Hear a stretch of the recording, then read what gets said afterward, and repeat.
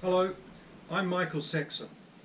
This video supports the lastpost.net website, which exists to explain and support a church growth strategy which I believe would be the most powerful evangelistic tool available to the Western Church, because it is a strategy capable of embracing everything else the Church does to promote the cause of Christ. I call it the NGC strategy, Next Generation Church. One of the free downloadable books on my site explains NGC and the model in detail. If the Western Church really wants to advance the cause of Christ beyond what it is being achieved at present, I'm convinced the NGC model has to be the way to go. There are three prominent Christians who nail what can go wrong with churches and who would probably agree with me on the remedy. A.W. Tozer made this observation in his book of Men and God, and I'm quoting here. Unfortunately, it is possible for a whole generation of Christians to be victims of poor teaching, low moral standards, and unscriptural or extra-scriptural doctrines, resulting in stunted growth and retarded development. It is little less than stark tragedy that an individual Christian may pass from youth to old age in a state of suspended growth and all his life be unaware of it.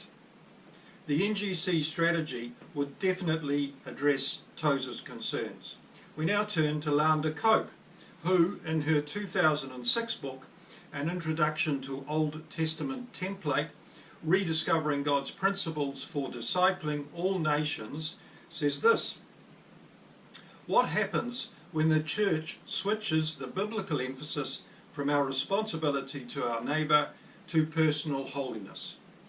We create the new monasticism, a spiritual pursuit of God that is completely alienated from social responsibility and action.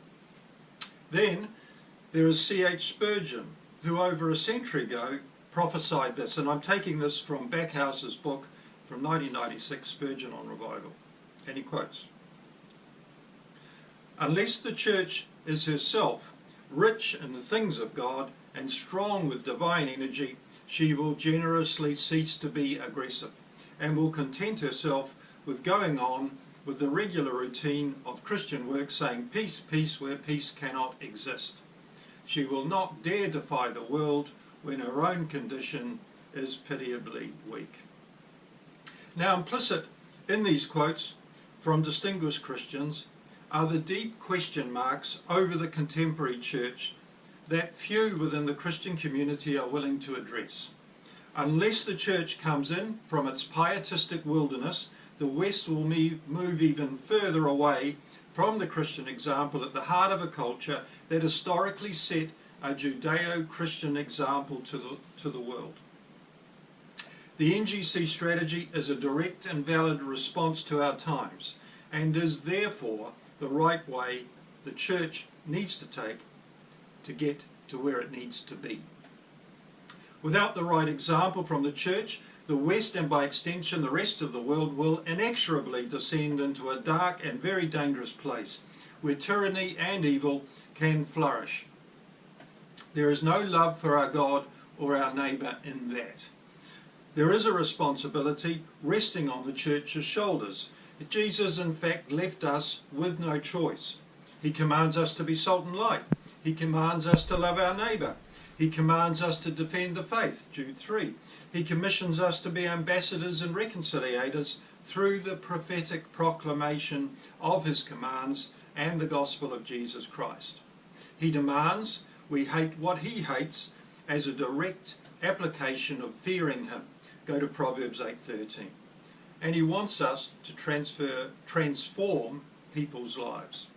He wants us, his governments, to be his servants for good, Romans 13. So Jesus has left us with no room for neutrality. He's given us his minas and talents and commanded us to use them to the full until he comes, whether that is next week or next century. The two parables I just mentioned do not tell us to wait until some move of God happens. To the contrary, Jesus tells us to act while he is far away. Go to ngc.net and come to grips with the NGC strategy. You can talk to me directly from the site through email if you wish.